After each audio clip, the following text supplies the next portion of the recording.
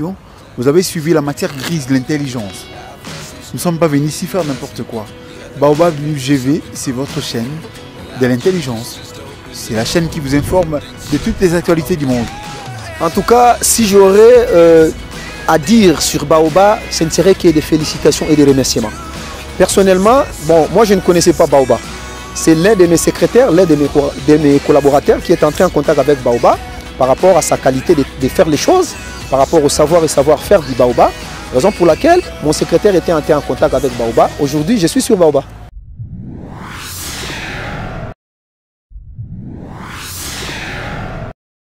En exigeant la convocation d'une assemblée constituante qui permettra à notre pour générer un consensus basé sur l'intérêt supérieur.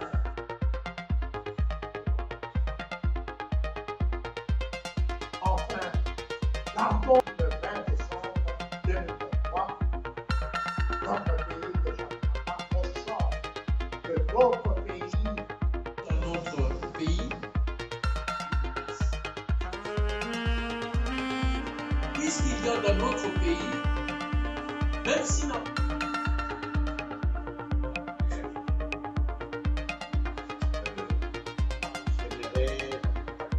Soyons réalistes, posons nos deux pieds ou de mort, c'est tout. Comment je pense que l'unité et la maintenir doit pouvoir aller le plus efficacement possible dans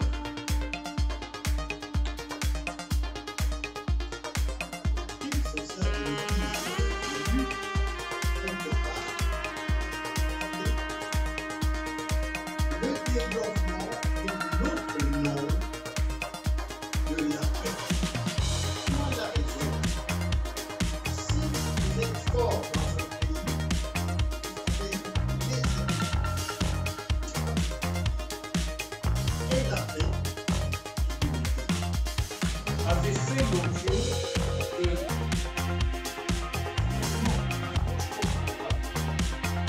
les uns disaient, nous voulons l'indépendance immédiate. Les autres disaient, non en même temps de nous séparer dans cette mission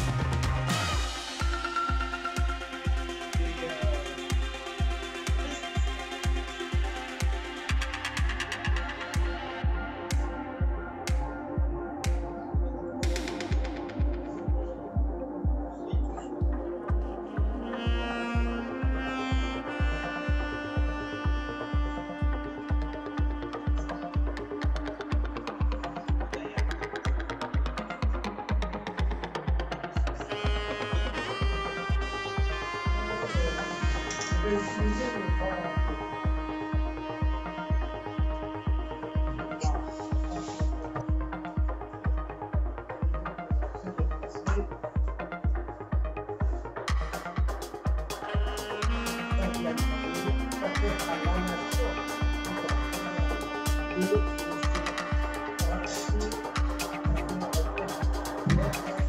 indépendance.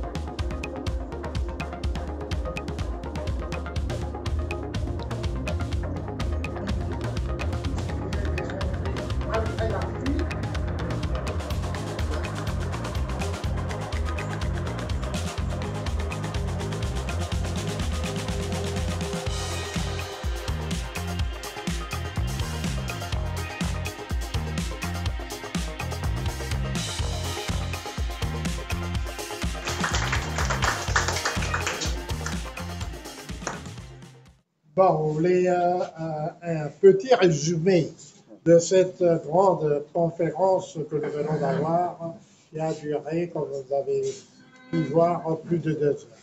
Nous étions au nombre de 5 panélistes, 4 professeurs d'université, 2 philosophes, un géographe et un juriste, ainsi que la seule femme du panel qui a un double titre parce qu'elle est aussi mon épouse, mon nom est Thérèse. Nous avons parlé de dangers qui menacent l'unité nationale de notre pays et nous nous sommes posé la question de savoir si nous allons vers le naufrage de notre pays ou vers une envolée. Parce que les élections, c'est le seul moment que nous avons qui vient périodiquement. Tous les 5 ans, d'après la Constitution actuelle, nous, le peuple, qui sommes les détenteurs du pouvoir, nous sommes appelés aux urnes pour choisir le meilleur d'entre nous pour nous guider vers un meilleur destin. La question essentielle que nous nous posons aujourd'hui est celle de savoir si, les élections qui sont programmées pour dans exactement 15 jours se tiendront, parce que, comme on entend de toutes parts, il y a des questionnements, il y a des doutes. Nous connaissons la réalité de notre pays, c'est un premier problème. Le deuxième problème, est-ce que, à l'issue de ces élections, le 20 décembre 2023, est-ce que nous aurons véritablement un nouveau gouvernement, un gouvernement que nous méritons? Parce que ce n'est un secret pour personne dans ce pays que notre pays va mal, qu'il va très mal. Et si donc au lendemain du 20 décembre 2023, nous avons un gouvernement quel qu'il soit, c'est le gouvernement que nous aurons mérité, parce que l'expression que j'ai utilisée et qui, j'espère, nous interpellera. Le bulletin de vote est une arme. C'est la seule arme dont nous disposons en tant que peuple pour confier notre pouvoir. Le pouvoir n'appartient à aucun politicien. Le pouvoir appartient au peuple. Le peuple, c'est qui? C'est moi, c'est toi, c'est lui, c'est elle, c'est vous, c'est nous tous. Et c'est cet électorat qui, le 20 décembre, va se prononcer pour élire des nouveaux dirigeants. Mais il y a une problématique. Nous avons tous reconnu, en tout cas parmi les panélistes, qu'il y a un besoin urgent de redéfinir les bases de notre vivre en commun. Parce que l'élection, vous avez entendu le professeur Gomabinda se pose la question, et il a écrit dans ses nombreux ouvrages, si le mode électoral que nous avons est un mode électoral propice. Il a notamment dit que nous dépensons beaucoup d'argent, mais pour un résultat décevant. Alors, nous avons appelé au cours de cette conférence pour que nous tenions une assemblée constituante.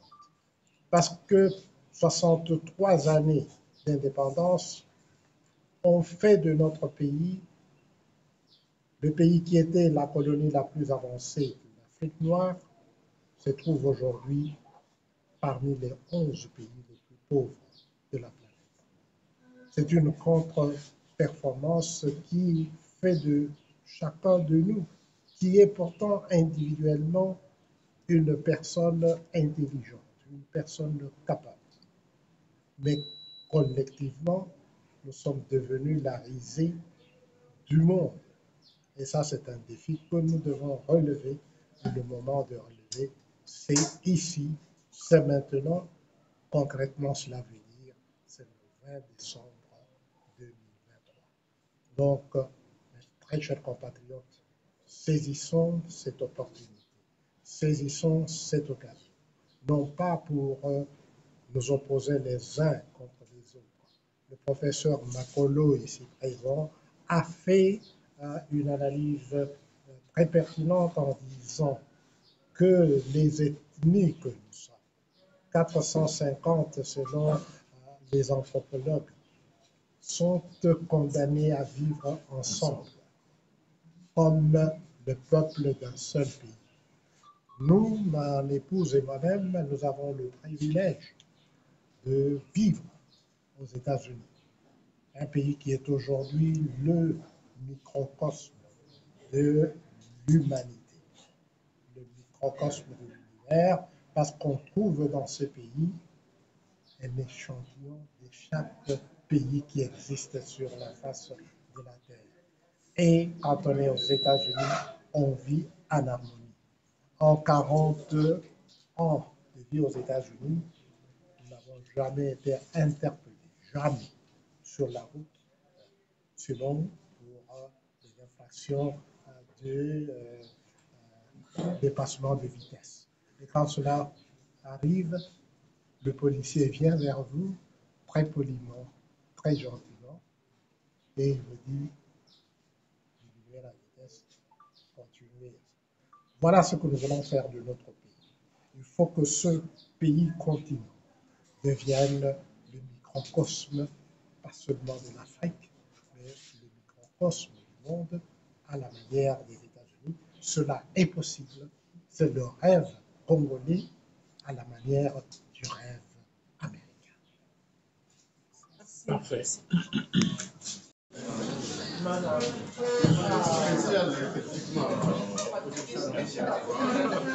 Pour les